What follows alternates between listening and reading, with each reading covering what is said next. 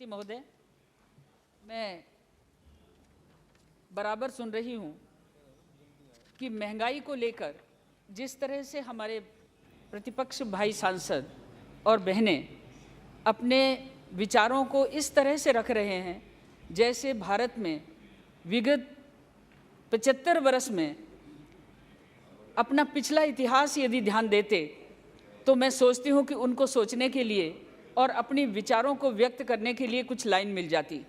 हमारी पार्टी के माननीय सांसद भाई उदय प्रताप जी ने जो भी इन सब की बातों को सुनकर जो उत्तर दिया, मुझे लगता है कि मांग और पूर्ति के समन्वय, मांग और पूर्ति के असामंजस्य को ध्यान में रखते हुए जिस तरह से हमारे देश के अंदर कुछ वस्तुओं पर महंगाई की मार पड़ी और उस महंगाई के कारण भी उन्होंने स्पष्ट किए, लेकिन फिर भी हमारे माननीय सांसदों ने, बहनों ने कुछ भावनात्मक बात भी कही।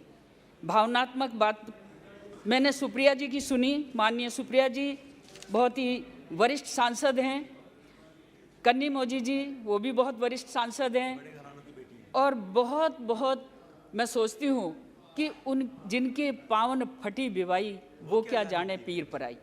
मैं एक बात कहना चाहूँगी कि 60 साल और 8 साल की बात भी की।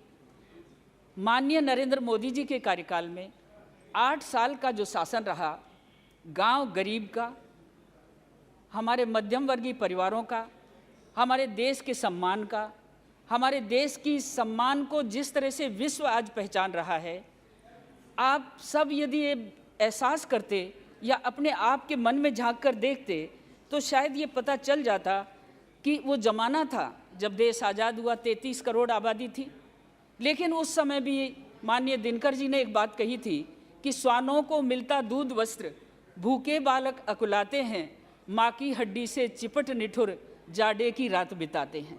वो बात याद नहीं रही।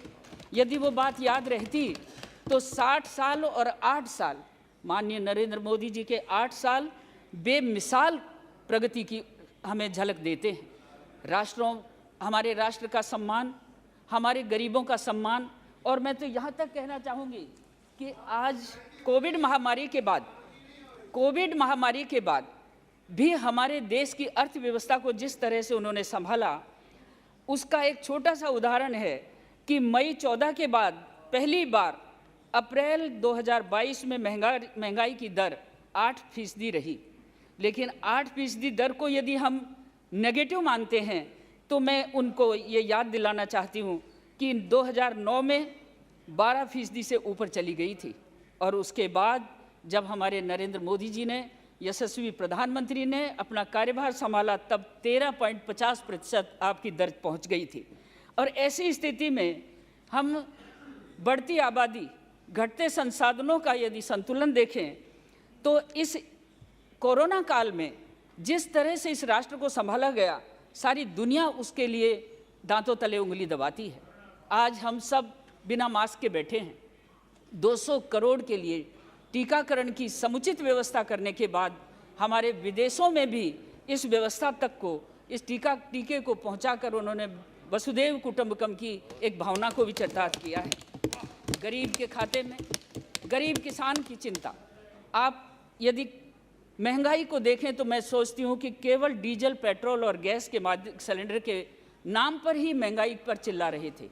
अभी जितने दिनों तक हमारा सत्र प्रभावित हुआ, तख्तियाँ लेकर जो बैठे हुए थे, गैस के सिलेंडर का लेवल लगाकर, रेट लगाकर जो संसद व्यवस्था को प्रभावित किया, इनको झांकना तो चाहिए कि जिस समय आपने सरकार छोड़ी थी उस समय यदि सिलेंडर था तो 1241 रुपये में था और 423 रुपये उस पर सब्सिडी थी, जिसके कारण आप हलवा खा रहे थे।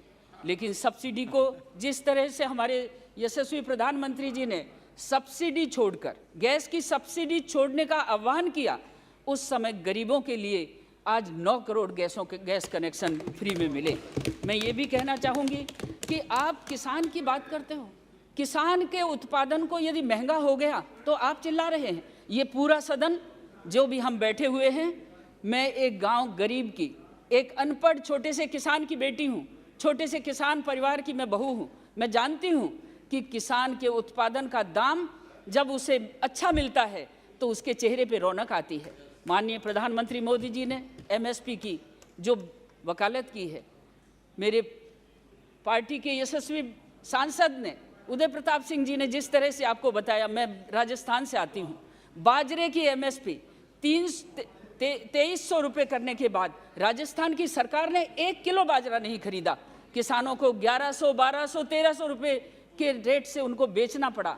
आज भी उनके घरों में बाजरा सड़ रहा है। अभी मैं ये भी कहना चाहूँ कि अभी मैं ये कहूँ, हमारे टीएमसी के भाइयों ने, बहुत अच्छी बहन ने बड़ा अच्छी तरह से लच्छेदार बातों में हमारी आलोचना कर दी, लेकिन उस आलोचना के पीछे कुछ सच्चाई भी रखो। मैंने अभी वेस्ट बंगाल के करीब 25-30 गाँव के अंदर मैं घूम कर आई। मैंने देखा कि छोटा सा पॉन्ड खुदा हुआ है, ना उनको शौचालय मिला। जो 12,000 रुपये हमारे मोदी जी ने शौचालय के लिए स्वच्छ भारत अभियान के तहत दिए, वहाँ शौचालय नहीं बना। उनको पक्का मकान के लिए दिए, वहाँ पक्का मकान नहीं मिला। उनके लिए किसान कल्याण दिया, वो उनको नहीं मिला। छोटे से तालाब में सड़े हुए पानी के अंदर पानी पी रही हैं, नहा रही हैं, और उसी तालाब के अंदर बतख पल रही है, मुर्गी पल रही है, और उन्हीं का उसी एरिया में केवल एक धोती को पहनकर मेरी बहन अपना घर का गुजारा कर रही है। आपके दिल के अंदर उस समय दर्द नहीं पैदा हुआ? आप रहते हैं महानगरों में, आपको जिस 20 लाख 25 लाख की आबादी ने चुनकर भेजा है, उनमें से गरीब कल्याण के लिए जो भारत सरकार की कल्याणकारी योजनाएं हैं, क्या वहां तक पहुंचाने में मदद कर रहे हैं? यदि मदद करते तो आज पार्थ जैसे मंत्री के घर के अंदर कूड़े की तरह नोटों का ढेर नहीं मिलता, कूड़े की तरह नोटों का ढेर नहीं मिलता। मैं बंधुओं ये भी कहना चाहती हूँ कि कांग्रेस के 3 एमएलए गाड़ियों में भर भर कर रकम ले जा रहे हैं। यदि डिजिटल करेंसी का माध्यम हमारे वित्त मंत्री जी ने, हमारे भारत के यशस्वी प्रधानमंत्री जी ने ये लागू किया, तो हमारा लेन देन जब इस तरह के काले धन को इधर से उधर करने में ये पैसा किसका है? वो शिक्षकों का है, गरीब शिक्षकों का, जिन गरीबों ने 20-20, 25-25 लाख रुपए दे करके, लेकिन उसमें फर्जी नौकरी मिली। और फर्जी नौकरियां लेने वालों के लिए क्या हम ये सब आपके कुकृत्य, ये बुरे काम क्या हमारी महंगाई को प्रभावित नहीं करते? क्या हमारी आर्थिक नीति को प्रभावित नहीं करते? मैं इतना कहना चाहूँगी आप सबको कि देखिए, जहाँ ये स्थिति थी भारत की कि भारत के मुखिया जब विदेशों में जाते थे तो कोई पहचान नहीं थी, उनको कोई मिलने नहीं आता था। आज मोदी जी जाते हैं तो तहलका मच जाता है कि मोदी मोदी मोदी, कारपेट बिछा करके उनको मिलने के लिए आते हैं। क्यों आते हैं? क्या वो करप्ट हैं? क्या वो बेईमान हैं? आज हमारा एक भी मंत्री किसी भी तरह के भ्रष्टाचार से लांछित नहीं है। ये 8 साल की बेमिसाल आप सरकार है, और आप इस सरकार के बारे में यदि कुछ सोचेंगे तो 10 करोड़ गरीबों को, आप तो कहते हो 10 करोड़ गरीबी रेखा के नीचे हैं। अरे गरीबी रेखा के नीचे से ऊपर उठाने के लिए पक्का घर, शौचालय, किसान कल्याण, गैस का कनेक्शन, बिजली का कनेक्शन, पानी टोंटी से मिलता हुआ, ये कभी सोचा था आप लोगों ने? ये कभी सोचा था? आज बढ़ती आबादी, घटते संसाधन का संतुलन करने के लिए हमारे यशस्वी प्रधानमंत्री और हमारे मंत्रिमंडल के सारे भाई जिस तरह से दिन और रात मेहनत कर रहे हैं, गुलछर्रे नहीं उड़ा रहे, मेहनत करते हैं, और मेहनत के साथ सरकार की नीतियों को, मोदी जी के आदर्श को, और पेट्रोल डीजल गैस की बात करते हो। पेट्रोल और डीजल गैस, गांव का वो गरीब, उसको पेट्रोल की जरूरत नहीं है, उसको सम्मानजनक जीवन जीने की जरूरत है। उस किसान को जरूरत है कि उसको बहता हुआ जल मिले, और वो बहते हुए जल के साथ अपने उत्पादन को बढ़ाकर महंगे दामों पर बेचे। आप तो खाने वाले हैं, वो अन्नदाता जो 65% के रेस, 65% काम करने वाला वो अन्नदाता, 25% उसके साथ काम करने वाले कृषि मजदूर, क्या कभी उनकी सोची आपने? कभी नहीं सोची। बंधुओं, मैं ये कहना चाहती हूँ मैं आपसे 1 मिनट चाहूंगी। भारत की तेज गति से बढ़ती आर्थिक स्थिति को, इसके भविष्य की तरफ इशारा है। ये इशारा है।